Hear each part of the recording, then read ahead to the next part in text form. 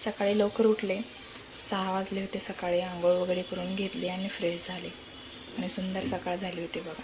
त्यानंतर मग तुळशीसमोर दिवा लावून घेतला. त्यानंतर मुलींच्या टिफिनची पण तयारी करायची होती.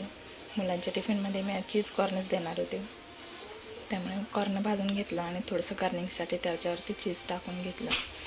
गावाकडून तूप आणलं होतं, मला ते तूप पण कढून घ्यायचं होतं, कारण त्यामध्ये थोडासा जरी ओलावा राहिला तरी त्याच्यातून कोबट असा वास येतो. मग ते तूप खराब लागतं, परत नंतर जास्त दिवस टिकत नाही. म्हणून कडक असं तूप कढून घेतलं आणि ते एका डब्यामध्ये काढून घेतलं. त्यानंतर मग दुपारच्या जेवणाची तयारी केली. चपाती आणि शेवगाची भाजी बनवली होती मी आज.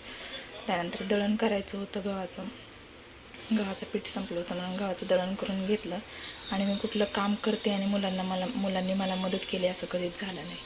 मी दळण करत असताना मग मुलांची पण मला मदत करणं असं चालू होतं. तर आजच्यासाठी एवढंच. बाय.